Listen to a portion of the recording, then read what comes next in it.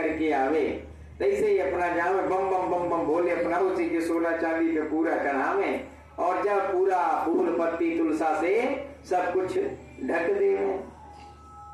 बहुत समय व्यतीत हो गया। एक दिन राजा किलसी ही गया देखना, जबकि भगवान के नजर में वो सोना चांदी भी बराबर था और वो तुलसा ताल पत्र इत्यादि भी। क्यों?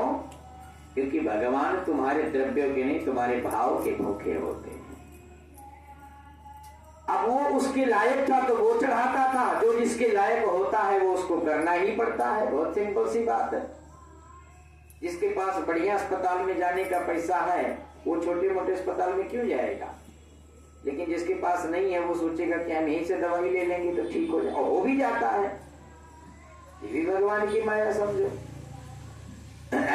एक दिन राजा बड़े क्रोधित हो गए कि ब्राह्मण देवता आप नियम तो बड़े करते हो लेकिन आपको पूजा पाठ करने का कोई ढंग नहीं। ब्राह्मण देवता संकोच में पड़ गए। क्यों नहीं है भैया? मैं मंत्रों के माध्यम से जो करता हूं इसलिए आपको ढंग नहीं है कि जब मैं इतनी महंगे सुंदर हीरे जेवरात स्वर्ण चांदी इत्यादि से भगवान का जब श्रृंगार करता हूं, ठीक आप हमें तो हमारे से पहले पूजा कर जाया करो, हमारे पास टाइम ही है ये, तो हम पहले कैसे? तो जब आप बाद में आते हो तो फिर सारा हमारा जो हीरा जो मोती रहता है उसको ढक देते हो। ब्राह्मण देवता ने कहा अब तो राजा का हो गया काम। समझ गए कि विपरीत बुद्धि विनाशकाली। राजा इसलिए नहीं चढ़ाता क्योंकि उसके बाद राजा दिखावे के लिए चढ़ा रहा है। ये ब्राह्मण देवता समझ गए, कहने राजन आप मेरी बात मानो ना मानो, लेकिन जो आप ये सब कर रहे हो इसमें कहीं ना कहीं आपको मद है, और मद करने वाले को भगवान कभी मिलने वाले नहीं है। बोल गोविंद भगवान की। जब मद मतलब समझते हो क्या होता है? घमंड। राजा को थोड़ा सा घमंड हो गया। अब राजा ने ब्राह्मण देवता का बात सुनकर के बड़ा बेचैन हो। ऐसे कैसे? एक काम करो, तुम आज शर्त लगाओ, जाओ आज के 6 महीने बाद मैं पूजा पाठ करता हूं इस प्रकार से, और तुम अपने नाम जाप करो, तुलसा दल चलाओ, फूल पर देखो स्वर्ग लोग किसको पहला मिलता है। अब मेरी तरह ब्राह्मण भी सन की रहा होगा, ठीक है, तुरंत बोल दिया ठीक है चलो, लगा लिया शर्त। अब जब शर्त लगा लिया तब राजा ने क्या काम किया? अपने गुरु भगवान को बुलाया। उनके राजा के गुरु का नाम था गुग्गल ऋषि। गुरुदेव को बुलाया, कहने लगे कि जितना बढ़िया से बढ़िया यज्ञ हो सके, जितना बढ़िया से बढ़िया अनुष्ठान हो सके, वो सब मैं संकल्प ले रहा हूं, मेरे नाम का करवाना शुरू कर दो। इधर ब्राह्मण देवता क्या करें?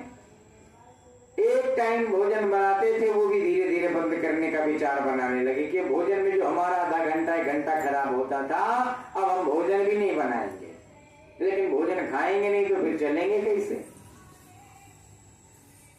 हर घड़ी नाम सुमिरन, हर घड़ी नाम सुमिरन। जब भी जहां बैठे, जैसे बैठे, जिस अवस्था में रहे, जहां भी रहे, ओम नमो भगवते वासुदेवाय, ओम नमो भगवते वासुदेवाय। मतलब इस प्रकार से अमाघ का महीना आया, पूरा त्याग कर करके पूजा करने लगे। कार्तिक का महीना आया, पूरा संध्या स्नान करने लगे, नियमों का इतना पालन करने लगे, क्योंकि ब्राह्मण देवता ने शर्त लगाया है कि हार गए तो फिर गड़बड़ी। क्या काम किया? बहुत समय दोनों ने, राजा उधर पूजा पाठ करवाने लगा, ब्राह्मण देवता इधर तपस्या त्याग मंत्र का जाप और बढ़ा दिए। 4-4 महीने निकल गए। अब ब्राह्मण देवता का परीक्षा होने के लिए भगवान सोच रहे परीक्षा किया जाए, ये केवल नौटंकी कर रहे हैं या दिखावा कर रहे हैं। अब भगवान ने क्या काम किया कि एक टाइम का जब ये भोजन बनावे, और जैसे भोजन बना करके जाए कुछ सामग्री लाने इधर उधर से कुटिया में से, तैसे भगवान उसको उड़ा ले जाते। उसे लेकर के जैसे गायब हुए, जब बाहर से आवे कि चलो भोजन पाते हैं, तो देखें कि इनने पदार्थ रखा था भोजन ने फिर दोबारा नहीं बनाया। ध्यान देने वाली बात है कि जो मेरा 1-1.5 घंटा ये खराब हुआ है, बर्बाद हुआ है, अब मैं फिर भोजन में फंसूंगा तो फिर मेरा 1.5 घंटा जाएगा। इसलिए अब तो भोजन ही नहीं बनाना, अब भोजन जो बनाने का टाइम था उसमें मैं भगवान का नाम स्मरण करूंगा। नाम भी क्या स्मरण कर